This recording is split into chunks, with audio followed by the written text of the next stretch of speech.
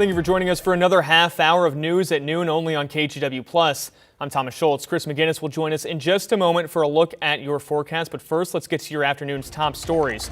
Gresham police are asking for your help finding this missing 12-year-old.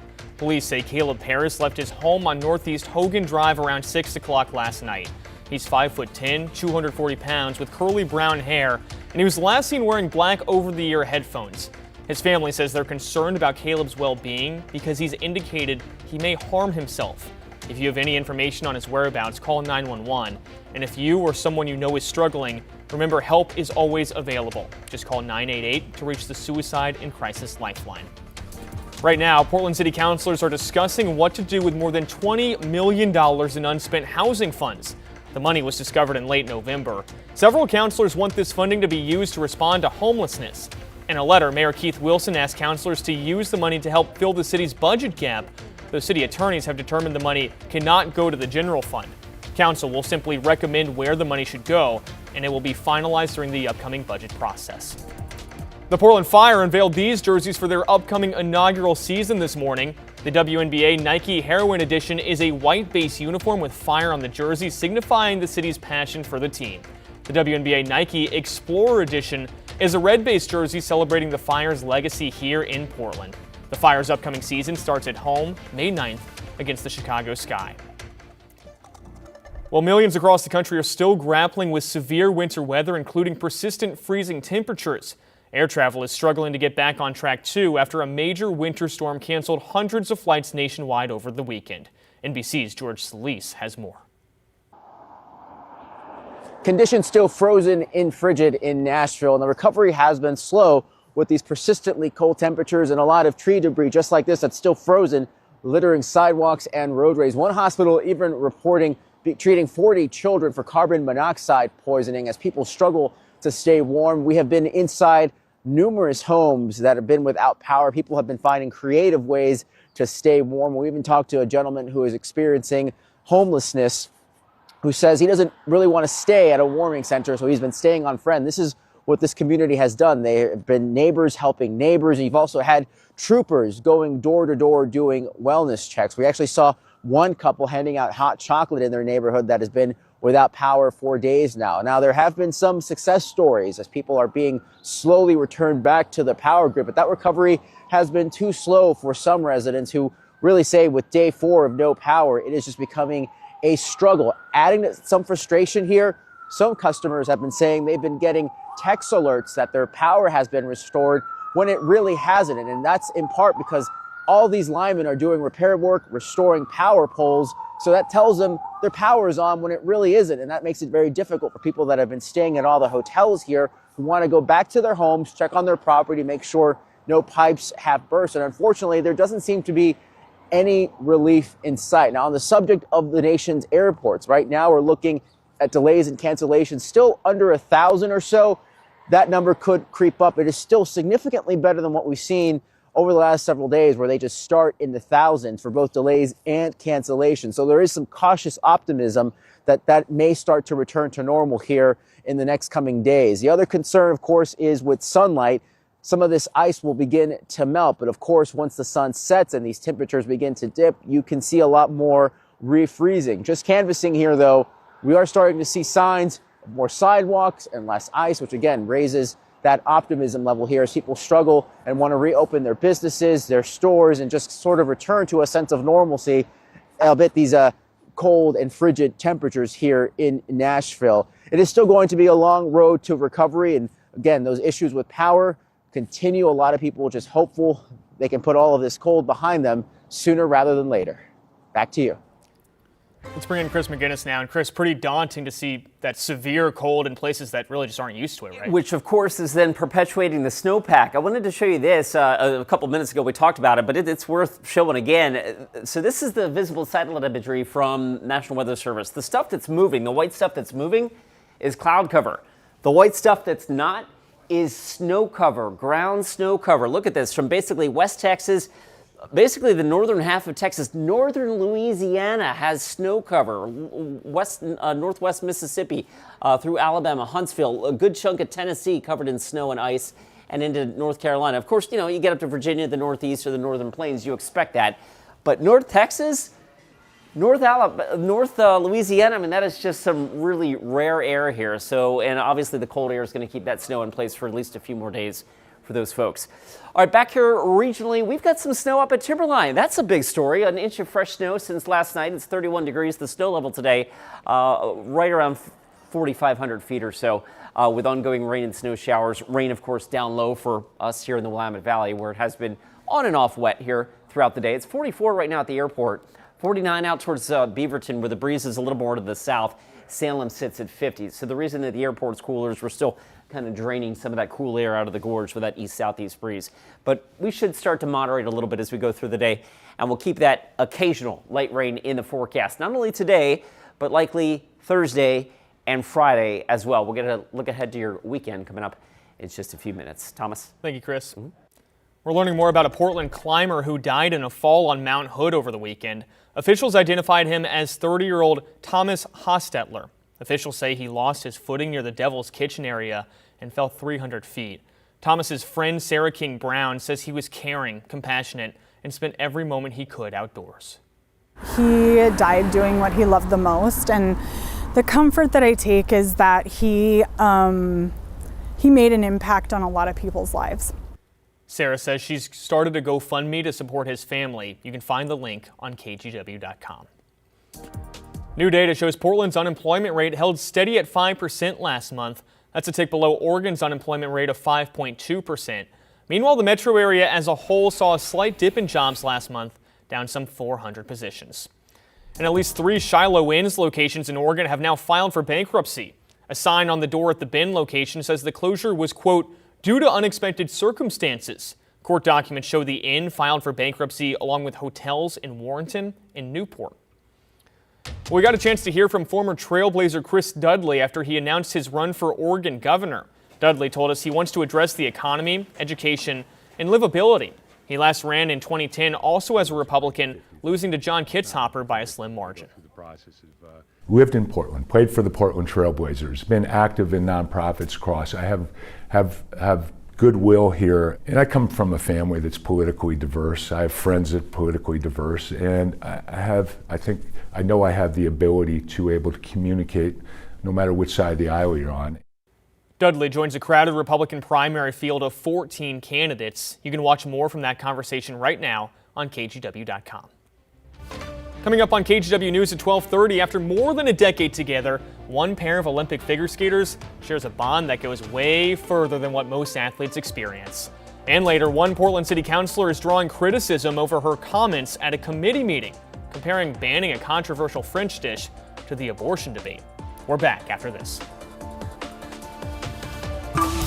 The KGW Plus TV app, streaming 24/7. Local news from the team you trust on your time. Track how the weather will impact your day. Certainly becoming increasingly hazardous. Extended, continuous coverage of breaking news, live from the scene. That snowpack is still heavy. Go deeper with in-depth interviews and exclusive reporting. All the local news you need, live or on demand. KGW Plus. Download on your TV and watch for free.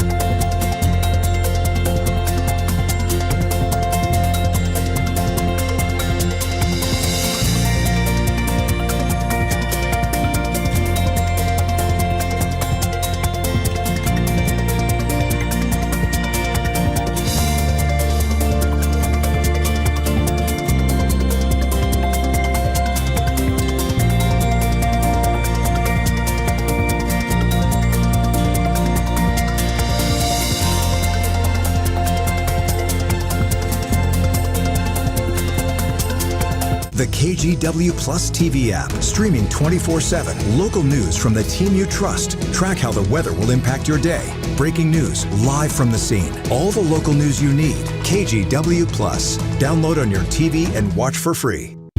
On weather impact alert days, stay informed, prepared, and connected with KGW and KGW Plus. Coverage that alerts you to what's coming and how it will impact you. Watch extended weather coverage on KGW Plus.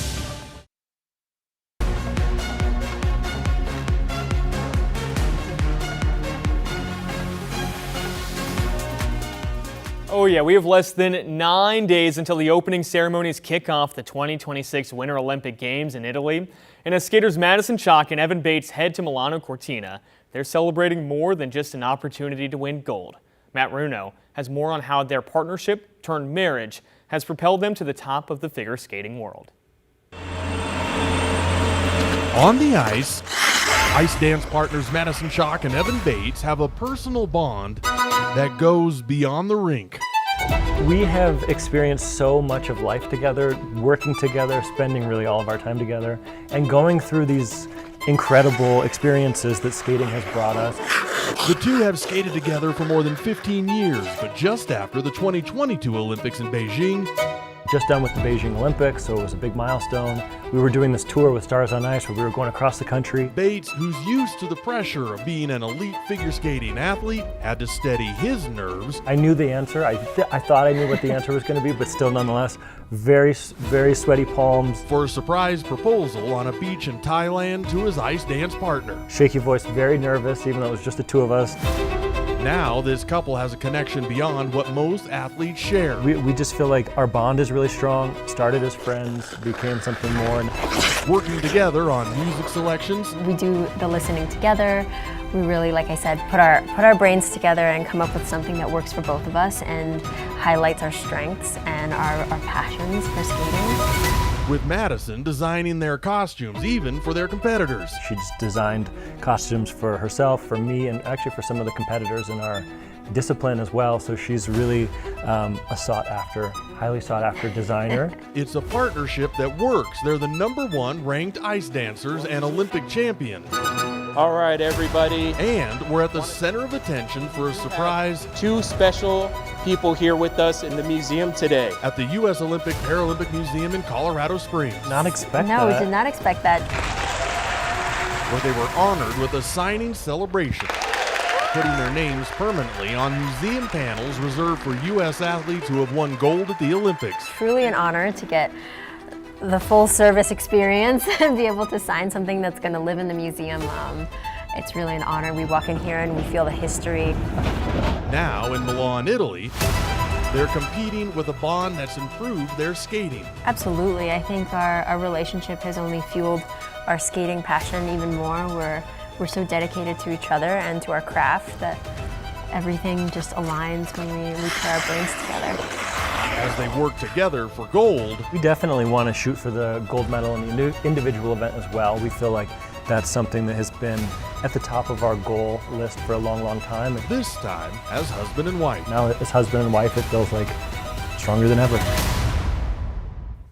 So much to look forward to. And a reminder that the Olympics kick off Friday, February 6th with the opening ceremony in Milan. You can catch it right here on NBC and KGW. And hey, we also want to celebrate your favorite local coaches during the Olympics. Just go to kgw.com/thankyoucoach to share your story and nominate a leader who's made a difference in you or your kids' lives. Make sure to send in your submissions by Sunday, February 1st. We're going to highlight a new coach every morning on our Sunrise Show. Okay, tracking rain. Some light rain across the region. We've only picked up about 0.03 of an inch actually since yesterday late afternoon, but more rain, more significant rain is in the forecast between now and Friday. And I'll walk you through that with Futurecast coming up in just a few minutes. The KGW Plus TV app, streaming 24/7. Local news from the team you trust on your time. Track how the weather will impact your day. Certainly becoming increasingly hazardous. Extended, continuous coverage of breaking news live from the scene. That snowpack is still heavy. Go deeper with in-depth interviews and exclusive reporting. All the local news you need, live or on demand. KGW Plus. Download on your TV and watch for free.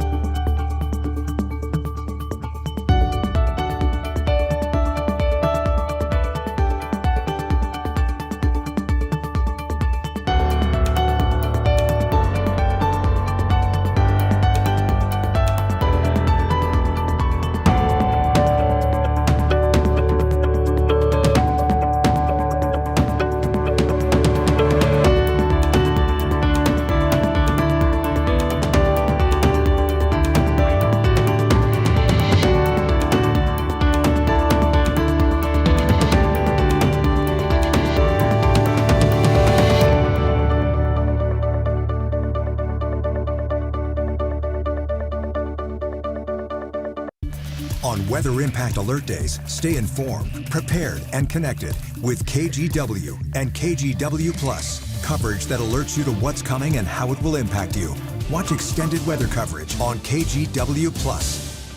The KGW Plus TV app, streaming 24/7. Local news from the team you trust. Track how the weather will impact your day. Breaking news live from the scene. All the local news you need. KGW Plus. Download on your TV and watch for free. Welcome back alongside Chris McGinnis here. And Chris, I got to be honest with you, I don't think I've ever been more thankful for rain than I am now. I mean, it's, I actually got my car washed last weekend because it was just so caked in dried grossness. Just been waiting for weeks. I feel like the water helps wash it off a little bit. We need the rain. We also need some mountain snow, and we're getting some of that. A little bit. Let's go ahead and take you up to the mountain right now. This is a live look up at Timberline Lodge, where it is 31 degrees. We've had 1 inch of fresh snow up there. We really need to freshen up the snowpack a little bit. Snow levels, it would be nice to get them lower than they are. They're around 4,500 feet today and probably about 5,000 feet as we go into the next couple of days. But Meadows and Timberline should get a little bit of new snow between now and Friday night. And of course, down low for us in the Willamette Valley in the I-5 corridor, that means occasional rain today and even more so tomorrow, with on and off rain in the forecast on Thursday and Friday as well. The weekend, looking ahead to that, 50-50-ish. I think Saturday is going to be a dry and really mild day. We could be up to near 60 degrees if we see enough in the way of sun breaks on Saturday. Saturday may be one of those days where we've got kind of a high, thin overcast coming in. But in any event, the second half of the weekend on Sunday will be a little wet. All right, let's talk about the wetness out there right now. This is the radar over the last 3 hours. You can see the progress the rain has made across southwest Washington and northwest Oregon. I'll stop it live now. Western Clackamas County, eastern Marion County getting a good little rain there. The yellow indicative of maybe some slightly heavier rain. This has generally been very, very light rain. I mentioned a few minutes ago that at the, from our downtown studios here in downtown Portland, we've measured about 0.03 of an inch of rain since 5 o'clock yesterday. So it hasn't been much. But that's also very significant. So today, January is one of the wetter months on average that Portland gets throughout the year, right? We measure our water year from October 1st. And basically yesterday is the first day where we've lost the surplus. I mean, it was kind of a wet December, kind of a wet start to January, but then the water shut off. And now we're actually below average. And so we're going to take whatever drops we can get, because I wanted to point this out as well. The outlook going into the first week and a half of February also skews towards the dry side. Now, I don't know that we're going to go through a dry run like we just had, but the evidence is there anyway that it's not going to be an overly wet first half of February either. So this is beneficial and, in fact, quite important. All right, rainfall for tomorrow, maybe on the order of a 1/4 to a 1/2 inch of rain up and down the I-5 corridor, and then another 1/4 to a 1/2 inch of rain on Friday. We'll shut the rain off on Saturday, and then, as I mentioned, Sunday it'll be back in the picture. All right, here's Futurecast at 6 o'clock. Again, one round of rain has moved through this morning, another one at noontime, another one moves through this afternoon, and then probably a more concentrated slug of rain coming through overnight. A brief break, and then more rain returning as we go through Thursday afternoon. And one more shot coming through. Right now, this might be the steadiest, heaviest rain that we see in this stretch of somewhat wet weather. This would be targeting late Friday morning and early Friday afternoon with a front that will sweep through the area. After that, we dry it out a bit for Saturday. All right, right now it's 44 at the airport. It's warmer down to the south as the breeze is out of the south. It's 50 right now in Salem. The plan for today has Portland eventually getting up to about 49 or 50. And we're shutting off the really cold lows. We've had on the order of 9 or 10 consecutive days below freezing for overnight temperatures. That ended yesterday. And today we keep lows overnight tonight and the next several days in the 40s or upper 30s at the coolest heading into the weekend. Yeah, I know I like those more moderate temperatures. Thanks, Chris. Well, still ahead, a bill to ban a French delicacy in Portland restaurants falls flat in committee. Why you could see it on the city council agenda once again in the near future. We have now issued a weather impact alert. We could expect conditions in some parts of our area to change drastically pretty soon, right? And very quickly, yes. This is significant rainfall coming our way. You'll definitely want to be extra cautious. Certainly becoming increasingly hazardous. We've got the potential for some tree limbs or even trees or power lines to come down. Of course, when you hear thunder, it's always best to take cover. On Weather Impact Alert Days, stream extended coverage on KGW Plus.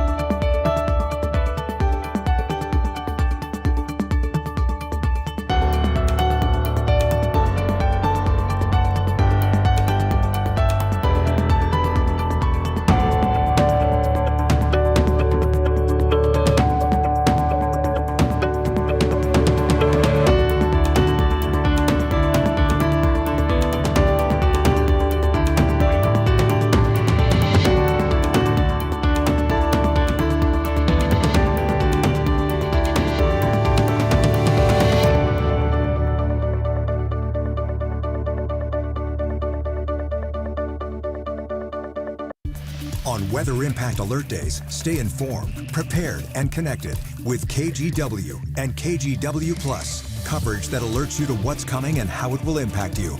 Watch extended weather coverage on KGW Plus. The KGW Plus TV app, streaming 24/7. Local news from the team you trust. Track how the weather will impact your day. Breaking news live from the scene. All the local news you need. KGW Plus. Download on your TV and watch for free. Welcome back. A proposal to ban a controversial French dish from being served at restaurants in Portland failed to advance out of committee, but it might come back. So check this out. Foie gras is made from the enlarged liver of a duck or goose and can involve force-feeding the animal.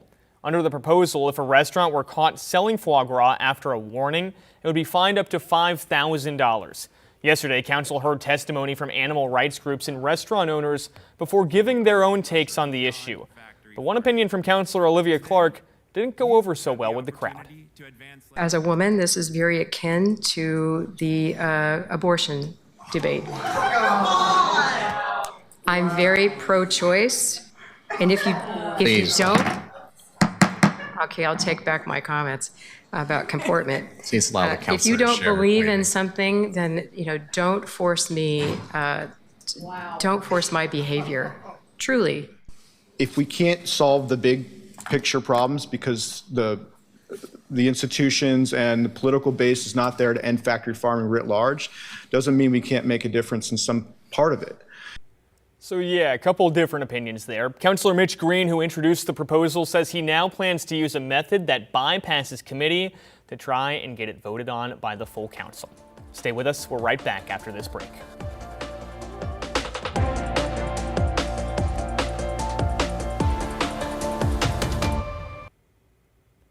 On weather impact alert days, stay informed, prepared, and connected with KGW and KGW Plus. Coverage that alerts you to what's coming and how it will impact you. Watch extended weather coverage on KGW Plus. The KGW Plus TV app, streaming 24/7. Local news from the team you trust. Track how the weather will impact your day. Breaking news live from the scene. All the local news you need. KGW Plus. Download on your TV and watch for free.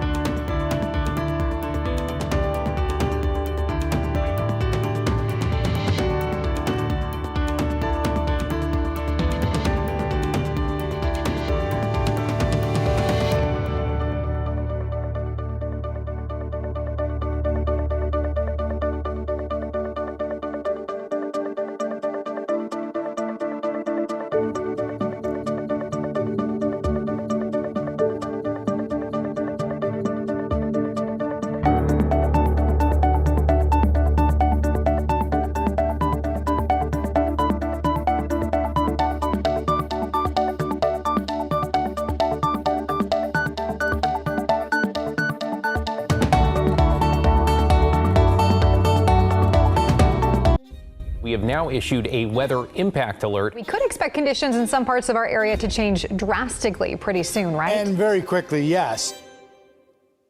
This is significant rainfall coming our way. You'll definitely want to be extra cautious. Certainly becoming increasingly hazardous. We've got the potential for some tree limbs or even trees or power lines to come down. Of course, when you hear thunder, it's always best to take cover. On weather impact alert days, stream extended coverage on KGW Plus. Before we get to Chris's final forecast here at noon, we're also getting a brand new look at renderings of the James Beard Public Market. That's set to open in downtown Portland sometime next year. It now shows massive Douglas fir columns framing the 40,000 square foot space at Southwest 6 and Alder. Demolition crews uncovered the original timber frame, prompting architects to slow down the timeline in order to showcase some of that Oregon wood.